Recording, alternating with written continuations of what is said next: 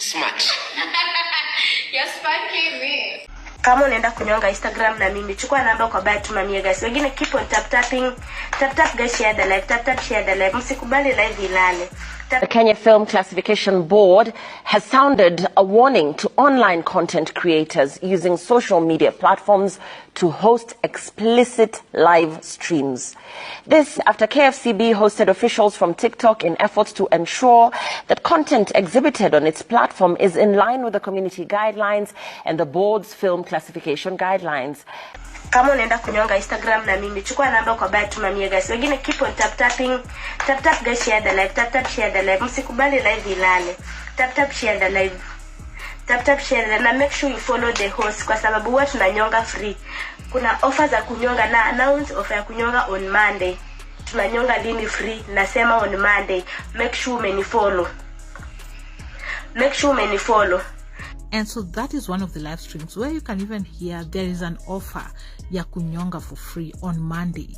And you might wonder, 95% of TikTok is gone because they're there clapping. Oh yes, hey, Satan is going to come in form of money. Satan is going to come in form of everything on TikTok, and we will cheer Satan and say, welcome, you are the best. I promise you, you will live to tell me this one day. Nyako alisema 95% of Kenyan souls are going to be harvested on this platform. Tuongeni baadaye. Mimi nataka kuoga. I attend to my duties here and there. Nimewadilivia hiyo message. Smart. You're spanking me. Yeah, very smart. Yeah. Nikamwaga haraka. Kumwaga haraka aligeuka akaniambia hii ni choo. Shuka urudi kwenyu. Hii ni choo. Nilifukuzwa hiyo siku, nikaanza kujifunza kuzuia. Unazuia hata kama ni masaa mawili. Na ukinotice umekaa, unamdanganya unamwambia sijakaa bado. Habari ndio hiyo. Yeah. Nilikula kidogo nikamwaga haraka. Akaniuliza kwa nini choo? Hii ni choo. Kanyare hii ni choo. Shuka kwangu uende. Nilifukuzwa hivi. Nikaanza kujifunza kumakinika. Batu watoto wa Beti Baba bado niko na wao. Mimi ndio nawalea. Although mama yao alienda, mimi ndio nawalea. Kijana nimempeleka shule nzuri, alafu msichana ako Amerika. Maisha imekuwa ngumu. Kwa hii TikTok kuna watu wako na shida. Unasikia Geoffrey imebidi ajifanye mwanamke. Aolewe ili akae Ujerumani. Maisha ni ngumu. Kila mtu ako na past tense yake na yale mambo amefanya duniani. Classification guidelines. I spoke to KFCB CEO Joel Wamalwa earlier, and this is what he had to say. Thank you for speaking to us. Let's talk about your recent engagement with TikTok and what the nature of your talks was. What was deliberated on and what was agreed on? Why we engaged them, we wanted to deal with two things. One, content monetization plan that they have for the Kenyan public and content creators. And the second one is on how content can be moderated on their platform. Moderation is basically classification of content, and that's our mandate. So we held an intensive discussion with them. First of all, we engaged them to study their business model. After understanding their business model, definitely because of the public concerns that are raised on what goes onto that particular platform, we had also to draw their attention onto it. Definitely how certain content violates their own community guidelines and how it even violates the Kenyan classification guidelines. And what was the conclusion of those talks, and when do we expect to see tangible change? We have asked them that the lewd character, sexualized content that are being uploaded on their platform should be taken down immediately. So for them, for TikTok has committed that content creators or users on their platform will really need to ensure that their content really abides by the Kenyan classification guidelines first before you upload them. How will that one be realized? We have agreed that they're going to calibrate their systems in a manner that once a content creator uploads his content, there is a step, there's measures that are put in place, and within that very process, a content creator will self-regulate, pick out some of those elements as you upload the document. So you tick like a box and you say it has passed a number of classifiable elements, you are cleared with them. Then on their back end, they will start or enhance the algorithm to pick out content that violate the community guidelines immediately before it flies. There's been concerns about the live TikTok and the hours as well when this happens, and the fact that children are actually accessing these live TikTok sessions. The danger is it could be a minor who has access to such a feature,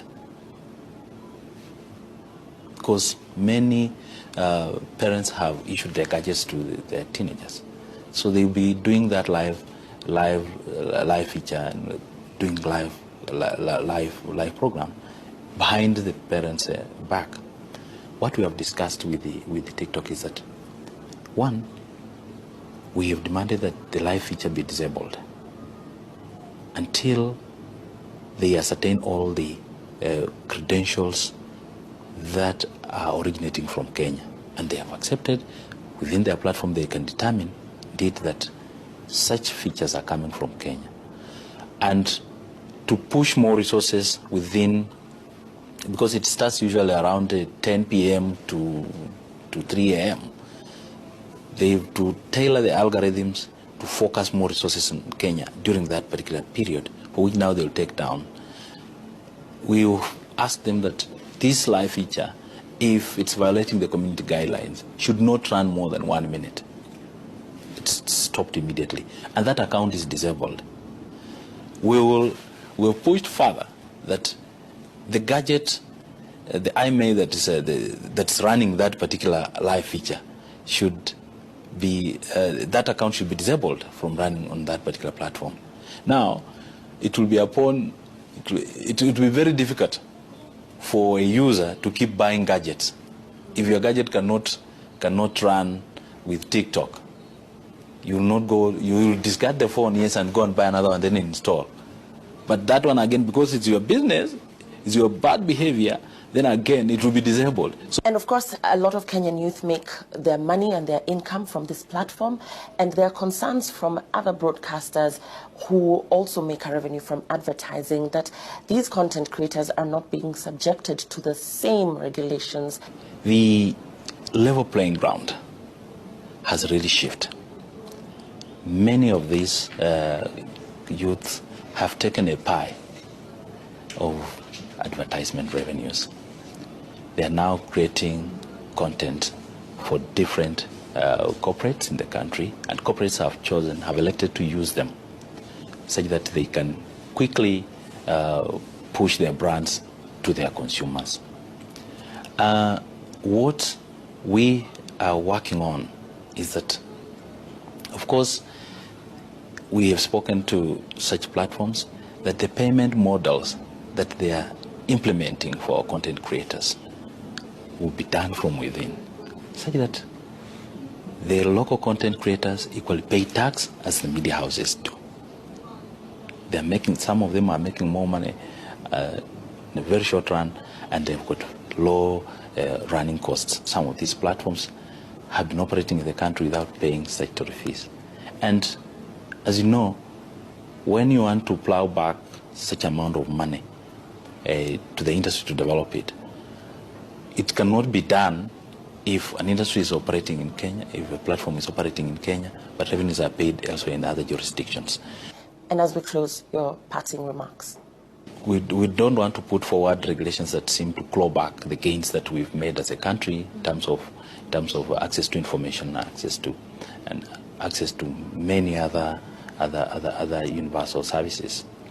But for it, in terms of content that is created in the country, and we have asked the platforms that we are going to make it deliberate, that they are going to carry close to 60% of local content on their platforms using their own algorithms. Because the argument is very simple, as you've said. You go to other jurisdictions, you don't find their Kenyan content. How is that possible, yet this is a universal platform? Okay? It is how the algorithms and their systems have been structured. If you make them open, anything will fly in. For example, if you're having adverts from other jurisdictions flying in this country, they're not even relevant to Kenyans. They are pushing for brands that are not even here in Kenya. How possible is that? Why don't we see that commercials that are being flight on these platforms are for local products and services? So, in agreement, we are of view, and we have pushed in our policy proposals that such platforms, with their business models, must push local contents, locally generated content, local services, and content creators doing the same should benefit from such platforms. Many thanks. Thank you.